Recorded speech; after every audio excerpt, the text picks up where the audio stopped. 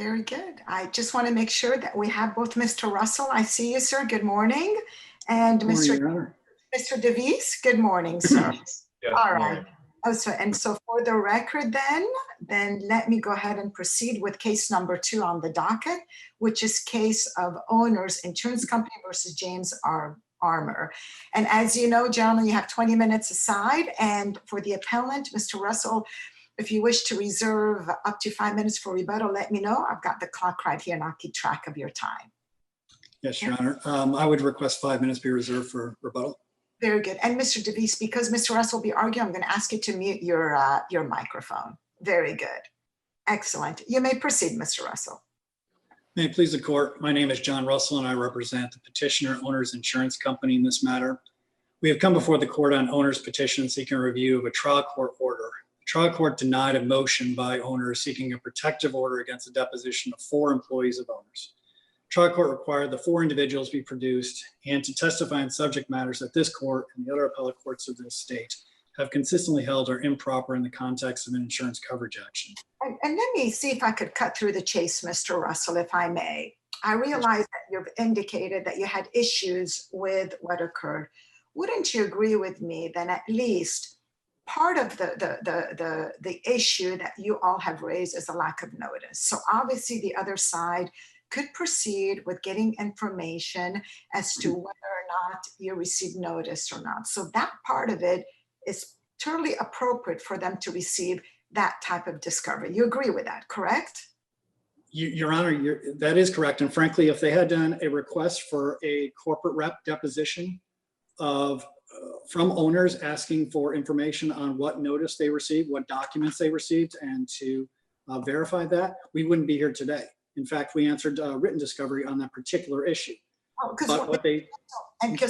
just following up with that, because I know there was requests for admissions that were sent to your client, and when you respond to them, it was not really, maybe a good word was not really coy, but it was like, yes, on such and such a date, FedEx was, arrived, but they're trying to find out whether or not your client did in fact receive notice. So that's what really precipitated all of this. So at least I'm glad you acknowledge the fact that they are entitled to that information in order for them, because that's your defense. They're trying to rebut, or at least to be able to have the information to rebut your defense. Correct? It's actually their burden, but Your Honor, we agree that if they had done it that way and done that narrow issue, we wouldn't be here today. That would be a specific issue. What they did, however, is ask for a laundry list of privileged and improper materials that they literally check every box as to what items you can't get in a coverage action. And Your Honor's correct. That's the only issue they've actually raised in their response and everything else. But that's not what they asked for in their depositions. That's not what they argued before the underlying trial court. That's not what the trial magistrate allowed to proceed, and that's not what the trial court allowed to proceed. The 4 depositions all contain information vastly beyond the scope of the depositions sought by the respondents. So yes, I agree. They somehow have argued in their response that they're entitled to notice, but they haven't argued why they're entitled to the 4 depositions or the scopes of those depositions, which they sought and received a permission to go forward on. So essentially they're saying, well, we want one little issue, and we should be able to go forward on that. But we want you to prove the underlying trial courts allowing depositions to proceed on all of these issues, which the 4 courts have consistently said are not permitted. If you want to go through each of the 4 depots, they didn't even actually respond to any of the topics for at least 2 of them. Andy Corbin, they sought the deposition. He is the home office claims manager, and they're seeking deposition testimony from him regarding the policies and procedures from claims handling and investigation in the state of Florida. There is numerous cases that have said claims handling procedures and issues are not subject to discovery in a coverage action. We've referred to the court to State Farm versus Desai, quashing a trial court's order requiring State Farm to produce claims manuals and/or guidelines relating to certain policy language and to provide a representative to testify as to claims manual guidelines and insurance policy. Court held that Florida law prohibits insurers from obtaining discovery into insurers' claims files and claims handling materials until the coverage litigation has been concluded. Same thing with... and that's correct. I think, Mr. Ross, with respect to I think it's Betty Carbone and Andy Corbin. I realize I hear your argument about the way this overall. Let's go back to the other two, Jennifer Howard and Cliff Storr. Let's focus on that first, and then we'll get to the others. With Jennifer Howard, she's the one that actually signed off on the interrogatories, correct? I believe so, yeah. All right. We were substituted in as counsel, so we're addressing some of the issues that were before, and to address Your Honor's prior point about communications with respect to admissions and everything else. We are also working to make sure that those answers are appropriate and address the specific issues so that the information is provided. But it is an issue as to what was received and when. And while she signed off on the interrogatories, that does not open up her testimony and depositions to the whole claims handling, because she was also, you have to understand, she was the claims handler for our named insured, the stucco company, who was sued by the respondents and ultimately prevailed against them to show that there was no liability. So that entire claims file. No, and I understand that, Mr. Russell, but the main reason I want to focus on her, she can also testify because based on what the responses were regarding the issue of notice. And I realize what your position is that shouldn't be taking her deposition at all. But don't you think, based on the case law, that they could proceed to take her deposition? She's the one that signed off on the documents. And then if during the deposition there's issues that are raised that would go into areas that are not allowed under Florida law, then you could then object to it. Don't you think that's a proper course? Your Honor, I would direct the court's attention to the Vreeland decision, in which they argued subsequently that the scope of what they were seeking was much more limited than what the court had allowed in the underlying case. And in Vreeland, it was actually a mistake by the trial judge in allowing greater discovery than the respondent had wanted. In this case, they've actually sought greater discovery than was permitted, and the order reflects that. Mr. Russell, where, if you would indulge me, where does this tie together with the letter where it seems to me the parties had agreed on who would be deposed and the scope of those depositions? Your Honor, prior counsel had made an offer to identify the individuals as appropriate. They asked for categories of testimony. They were improper areas of testimony. Prior counsel identified those areas and had issued a letter identifying those, but also saying that they were going to need certain requirements and conditions, and I believe it was a confidentiality provision. And that letter was sent to the respondents. The respondents rejected that offer. So now they are trying to say that there was an agreement to produce based on the letter, which they rejected the terms of. And basic contract law, Your Honor, is you can't have an agreement where there's an offer that's rejected. So did they reject the scope of the discovery, or the fact that there may have been an issue with a protective order? Well, I think they're one and the same. With respect to the scope of discovery and the protective order, that was the basis for that. They said they wouldn't engage in any protective order. But Your Honor, you also have to understand that even though that was an offer letter from counsel, it wasn't an agreement. But even if it was an agreement, Your Honor, Florida law is absolutely clear that the privilege is not waived by simply an attorney sending the letter. And the courts have said, as long as you raise the issue of privilege and all of the objections prior to the disclosure, those privileges are preserved. I would direct the court's attention to Truly Nolan Exterminating, where the court held that the failure to assert a work product privilege at the earliest opportunity in response to discovery motion does not constitute a waiver of a privilege, so long as the privilege is asserted by pleading to the trial court before there has been an actual disclosure of the information alleged to be protected. Also, the Federal Insurance versus Hall, work product privilege was not waived with respect to adjuster's notes, even though the privilege was not previously asserted where the notes were never produced. Even in a case of Sedgwick versus Feller, the court indicated the counsel's statement upon prompting by a trial judge that he did not anticipate objecting to discovery requests was not sufficient to waive the client's objections on the basis of work product attorney-client privilege. There can't be a prospective waiver of privileges or of the entitlement to protection from improper discovery in an offer letter and identifying that. And so I think to argue that that is somehow a prospective waiver of rights and privileges and protections that is afforded by Florida law, we think is directly contrary to the case law just cited, and would be further improper in the sense that this was not an agreement. This was them rejecting an offer that they were trying to work out. At that point, Your Honor, we were also involved. We became involved in the case and substituted as counsel and sought the protections for the client that is appropriate under Florida law. So as the Chief Judge has indicated, two of them are absolutely clearly not permitted, and they were not even responded to in the brief.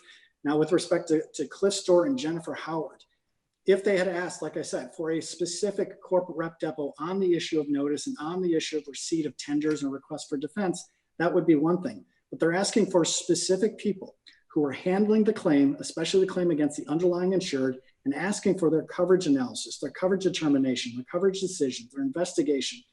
All of that is improper. So while they're arguing now, oh, all we want is this little issue of notice, what they want is depositions of those other parties on the broader categories that they've sought, and that is improper. So based on Vreeland, what the court should do is say the deposition material sought and testimony sought is improper. The order is improper. Send it back to the trial court saying that order is overruled. If respondents then want to move forward on a corporate rep depot saying we want owners to put forth someone who can testify specifically on what notice was received, what tenders were received, and on that issue, I can tell the court we will not object to it. We've already done written discovery on it. We don't think it's very useful since the written discoveries will be identifying those topics, but that is the area of testimony that will be appropriate, not what they've sought. There shouldn't be a negotiation that they asked for the moon, they got the moon, but now they want to come back and say, well, what we really wanted was this, which is not even actually identified in any of the notices of deposition or in the arguments. They've now argued that's what they want. They can't go back and remedy the issue by saying, well, how about if we just do this little topic? Vreeland says, if the order is improper, overly broad, allows improper discovery, that should be negated. The court should reverse the trial court's order on that, and then give them an opportunity in the underlying case to try and ask for the narrow topic of discovery, which they say they're seeking, and which we would probably not object to. But I do believe as a corporate rep depot, it shouldn't be the people that have information on the claims handling and claims decisions, because that shows exactly what they want. They don't want information on the notice. They want to depose the person who's got the claims handling information so that they could depose them on the improper areas of testimony. Now, Mr. Russell, I just pulled up the actual order, the order from the magistrate giving to the court, but there's one paragraph with respect to Jennifer Howard. Basically, what the ruling was is to allow her to testify with respect to her knowledge of any documents produced, by owners, or any documents previously produced that she either authored or signed, referring to the interrogatories, and then it says any other topics that are not precluded by Florida law. Is that sufficient for it to withstand, sir? No, Your Honor, because even if you just look at the one item, any document she's authored, well, what are they going to ask her? Are they going to ask her to authenticate that she wrote it? That's one issue, but what they want to ask her about is her claims decision. Why did you write this? What did you mean by this? That's getting into the claims analysis and issues. We don't know that, Mr. Russell. I mean, if they're proceeding with taking her deposition just to narrow on the issue of notice, they'd be permitted to do that. You agree with that? Yes, if that's what they'd asked for and received, but that's not what they did. And even though the magistrate had noted that they sought much broader testimony than permitted by Florida law, what she's actually allowing them to do here is ask the claims handler the information on the claims analysis and issues behind it, because otherwise all you're doing is authenticating the document. Did you sign this? Did you write this? And I understand, but doesn't Vreeland also, you made reference to Vreeland, doesn't Vreeland also allow that if during the deposition you could raise your objections? It's not like you stop it altogether, but allow that and preserve whatever objection that you may have with respect to any areas that's prohibited by Florida law. You'd agree with that? That is in the particular aspect of Vreeland, but the Vreeland court also noted that in that case, the order was much broader. And because of that, the the petitioner was entitled to relief of the protective order and did send it back just as we have said to the underlying court to say, okay, ask them to narrow it and go forward on the narrowed issue. Vreeland specifically said that order was overbroad, allowed for improper testimony, and that's why I couldn't continue. What the Vreeland court was addressing with the issue Your Honor just said is, in the event that there was a permissible area of testimony that went forward, and then they tried to get in other areas, you could raise the privileges.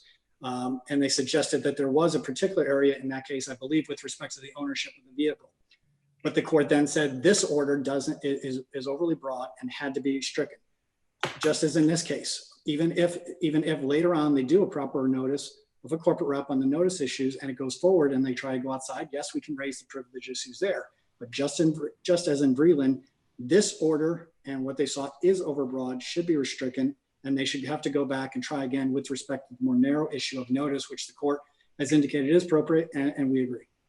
Very good. And Mr. Russell, you're about to get into your 5-minute rebuttal. So if you'd like to pause right now, I'll save you the remaining for rebuttal, or you're free to go forward. I will say for rebuttal. Thank you, Your Honor. Very good. Thank you, sir. All right. Okay, Mr. DeVise. Is it DeVise or Device? DeVise, Your Honor. Thank you. Thank you, Mr. DeVise. All right. And Mr. Russell, I'm going to ask you to mute yours so that way we could hear Mr. DeVise. All right, Mr. DeVise, you may proceed, sir. Yes, Your Honors. Good morning. Matt DeVise on behalf of the respondents, James Armour individually as trustee of the Bayshore Road Trust and 4449 Holdings, LLC. May it please the court. Yes, sir. Thank you. I'd like to begin briefly. The panel does seem to have acknowledged that the case law in the Second District Court of Appeal does allow the production of an insurer's claims file, or at least portions of the claims file, in a coverage dispute. And the principal case on that issue is the Mastrominas case from 2009. And Judge Kuzan authored this opinion. And that would be footnote 2 in that case. And the footnote says, our opinion should not be read as precluding appropriate discovery to the extent specific materials are discoverable. It cites to the Vreeland case and goes on to say, although a claims file is generally not discoverable, to the extent the materials contained therein are relied on at trial, those items may be discoverable. And then it cites to the Northam case from the Florida Supreme Court. And that production is permitted under Rule 1.280B4, the exception to the work product privilege. That principle of law was confirmed 2 years later by this court in the demo case, again, almost copy and pasting the same footnote in footnote 2. Again, the demo case is or was in fact a coverage dispute as opposed to a bad faith claim against an insurer. With respect to the procedural history in connection with the discovery and the deposition notices, I do want to walk the court through that because first, Mr. Russell called the notice issue a little issue. The notice issue is not a little issue, as the court knows, under the Macias case from 1985, the Florida Supreme Court.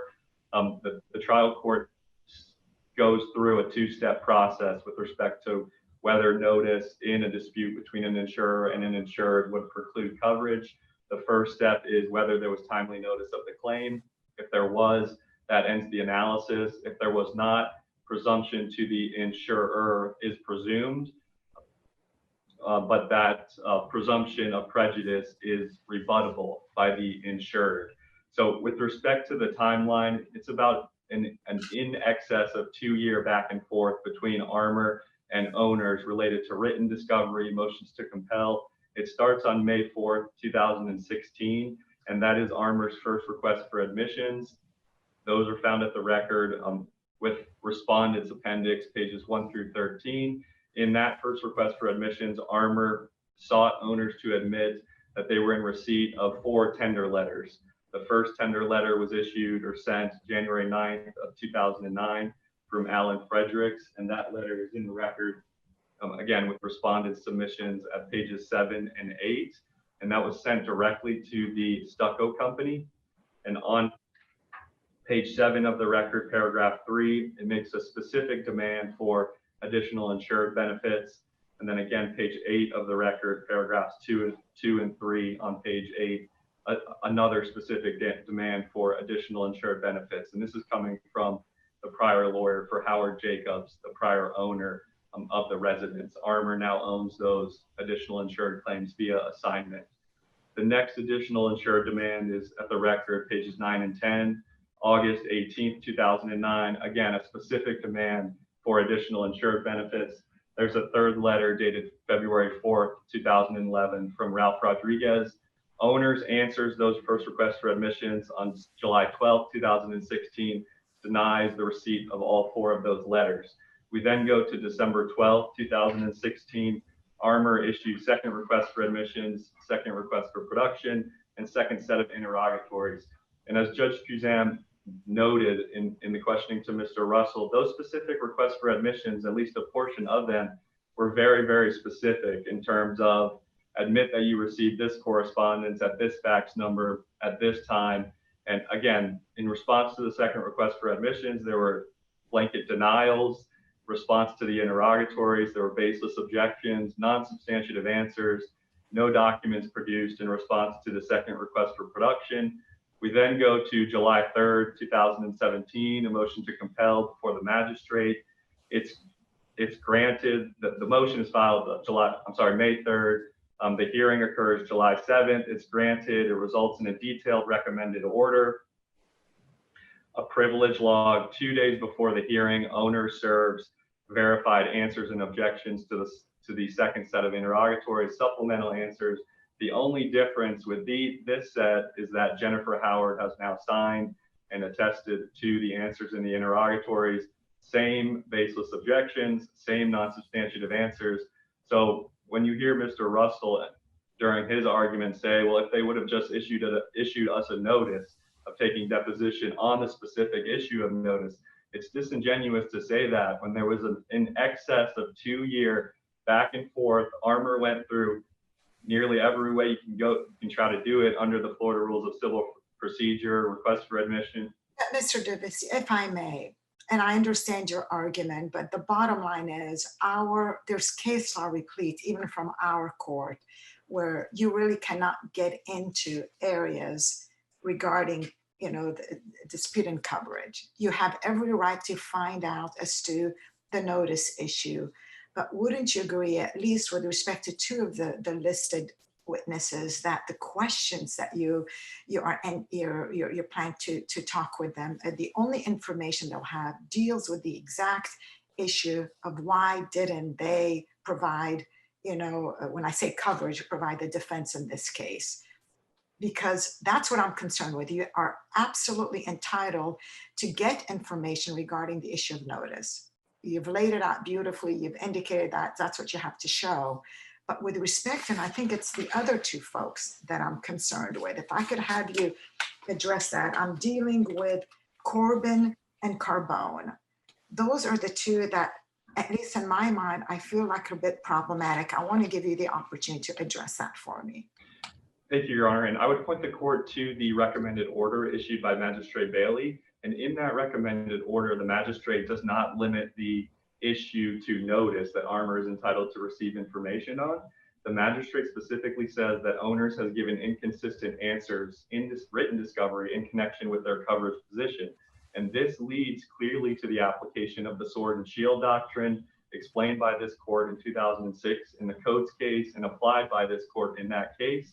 And it comes directly from the Savino case from the Florida Supreme Court in 1957. Essentially, the sword and shield doctrine says you cannot use an argument, whether it's a claim, defense, or anything else raised in a pleading as a sword, and then use the privilege, whether it be any privilege, attorney-client privilege, work product privilege, as a shield. And that's exactly what owners has done, not only with the notice issue, but in connection with their inconsistent discovery responses related to why did they defend the named insured when Howard Jacobs is supposed to be listed as an additional insured under the policy, and why did they fail to defend Jacobs? So that's really, I think the issue before the magistrate was twofold. Of course, there's been a clear focus on the notice issue, but there is that other distinction in the recommended order, and I believe that was a part of the magistrate's ruling and her reasoning in issuing the recommended order. To go a little bit further, even if you look at the transcript before the trial judge, Judge McHugh, she calls the situation a tricky situation. So I think everybody realizes the competing interests regarding the production of a claims file and a coverage dispute and what the insurer needs in order to rebut what the insurer is claiming. The 2 primary defenses to this claim, to Armour's claim, are notice and that Jacobs does not qualify as an additional insured. They've given inconsistent written discovery answers on both issues, the notice and again, the additional insured issue.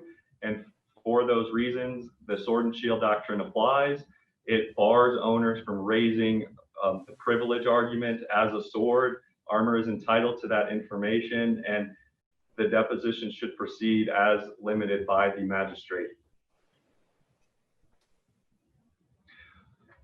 One other thing I'd like to point out to the court with respect to the application of the sword and shield doctrine, and this is an excerpt from the hearing before Magistrate Bailey. It's found at Appendix 10 with petitioner's submission, Appendix 10, page 10 of the transcript, July 6, 2018, and it starts at line 9, and this is owner's counsel arguing at the hearing, and she says, they're asking for us to provide documents that support any affirmative defenses.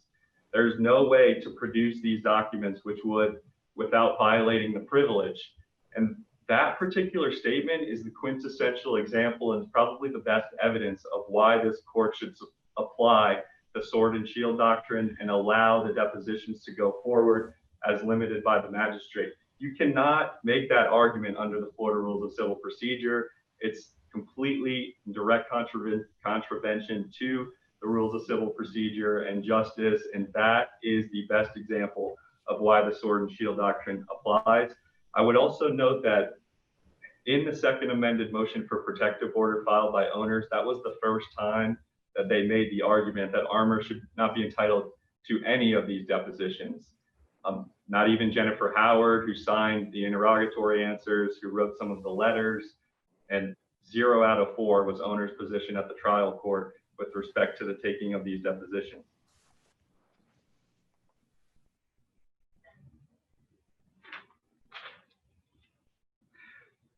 A few other quick points on the procedural history related to the discovery. To this point, owners has only produced 19 pages of documents. Again, throughout a 2-year history of discovery disputes, the underlying construction defect litigation matters. There was one, currently is one in the trial court, and there was a separate arbitration, have been going on for 10 to 11 years. There were many subcontractors that were sued. This was a very, very extensive construction defect matter. So it's very, very difficult to believe that owners would only have 19 pages, single pages of documents in their file that were produced to owners. The next step in the discovery timeline is you get to August 2017, and from August of 2017 to February or March of 2018, there's a 7 to 9 month back and forth between Armour and owners related to the scope of these depositions. It ends with the letter, or somewhat ends with the letter dated March 29th from prior counsel for owners. The panel has acknowledged it, and I thought Mr. Russell's explanation on this point was not correct. And Judge LaRose acknowledged it. The issue was a few days before the depositions occurred, a prior counsel for owners demanded a protective order, essentially a confidentiality agreement. Prior counsel for Armour did everything in her power to simply agree to some kind of compromise in connection with the demand for the protective order. She offered to allow them to raise the privilege at the depositions, to designate the portions of the transcript confidential, to be determined later on by the trial judge if they were actually confidential. It was all denied by owners and said, absolutely not, we need the entry of the protective order. And that resulted in the second amended motion for protective order, the hearing before the magistrate, and the resulting history. So I think if the court looks in the lens of owners' actions in connection with, again, 2 years in excess of discovery disputes, a failure to really engage in good faith discovery, a failure to produce more than 19 pages of documents in an 11-year construction defect litigation history, denying receipt of letters. And again, from my perspective, or from Armour's perspective, it goes back to the application of the sword and shield doctrine.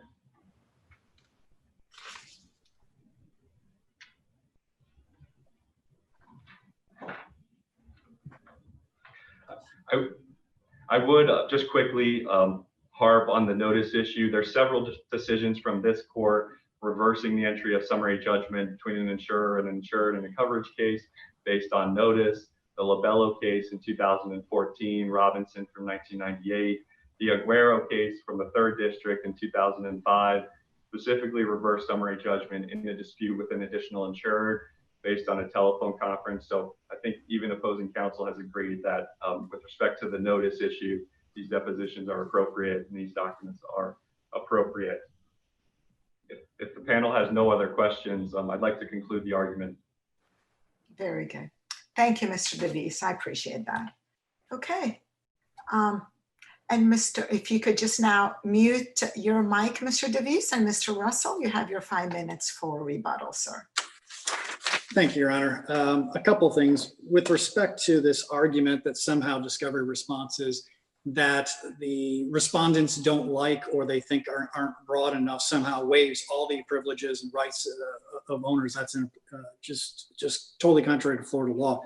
The number of pages responded to in response to requests for reduction is based upon the request made. And if there's only 19 pages that are responsive, and that is the response, just because they want more pages, just because they wish there was something in there that isn't, doesn't somehow open us up to testimony against the law of Florida, which says all these areas are not subject to discovery. And they actually haven't addressed any of the issues as to why they should get any of this testimony. All they've argued is notice. All they've argued is receipt of documents. They talk about these requests for admissions.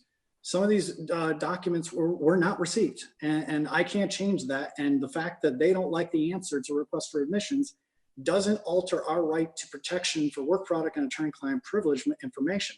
It's also interesting that about a third of the argument was under the sword and shield doctrine, which is the motion for supplemental authority and motion for supplemental briefing that opposing counsel had filed and this court rejected just recently. And somehow we still are arguing that issue before the court. So we would argue that all of that should be stricken from the arguments. It's also irrelevant and improper because it doesn't address the issues in this case.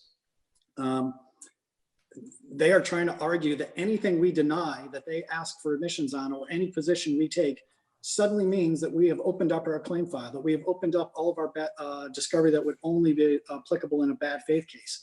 If we deny a request for admission, if we deny something in their complaint, that doesn't mean that suddenly that's a sword and shield doctrine that lets them ask us anything and everything. The issue that they keep harping on is notice and receipt of documents. And if they have a corporate rep depot saying, I want someone to testify what you've received and when, we've already said that is applicable and appropriate. What they're trying to say is because you didn't give us the answers we want, somehow we get all of these other areas of testimony that we acknowledge would otherwise never be appropriate. That's not a waiver that's supported by the record. The cases that they cite about being able to get certain claims file material, that's where the particular issue is subject to discovery. So in this case, a good example, any document received from anybody else saying, owners, please defend me in this case. That would be subject to a production, even if it happens to be in the claim file. That doesn't mean the rest of the claim file is subject to discovery. And it's not, I didn't say the notice was a small issue. It is a narrow issue compared to what they're seeking. What they're seeking is discovery on everything that is prohibited by Florida law. Let's also address, there's 4 people in the court as noted that 2 of them have not even been appropriately responded to as to why they should go forward. But that's also true for Cliff Store. Cliff Store is an in-house counsel. What they're seeking with respect to Cliff Store specifically is specific coverage and denial of defense decisions. That is claims handling, that is claims analysis, decisions that have been ruled by this court and others as completely inappropriate. It's not just notice. It certainly isn't addressed to notice because he's not even necessarily someone who would have received the notices in this case. Vreeland says that a deposition testimony by corporate rep on claims file materials is prohibited. Same thing with the Scottsdale case. Corporate rep cannot be compelled to testify his or her deposition as to privileged matters such as insurance carriers' claims files and insurance coverage decisions. These cases say that doesn't go forward. Cliff Store doesn't suddenly lose those work product privileges because they want to take a depot because we denied things that they want us to admit. The fact that certain things are untrue, that's just a disputed issue of fact between the parties. If they want to say we provided this, they can have someone testify to that. These letters that they're talking about, most of them aren't directed to auto owners, they're directed to different people. And the question is, did you somehow get it in a different way? They don't like the fact that we didn't get certain letters. that doesn't open up our claims file. That doesn't lose our privileges. It's also important to note that Mr. Storr is an attorney giving advice to owners. He doesn't lose his attorney-client privilege simply because they don't like the answers to discovery information. With respect to Ms. Howard, if we're given... Ms. Rossi, you're approaching toward the conclusion of your rebuttal time. If you want to wrap it up very quickly. Will do. Your Honor, like I said, we would have not objected to a specific notice, corporate rep depot. What they sought here is a laundry list of improper and overly broad testimony. We would request that this court reverse the trial court, order that our motion for protective order be entered, and the parties can then move forward. If the issue of notice really is what they're seeking, then we can move forward on a corporate rep depot on that particular issue. But all 4 depositions shouldn't go forward because the scope of what they're asking for definitely gets into privileged materials and is inappropriate. Thank you, Your Honor. Thank you, gentlemen. You what is it? You survived a remote oral argument, and well done on both ends. All right, very good, gentlemen. I think as you sign off, we're ready to call our very next case. Thank you.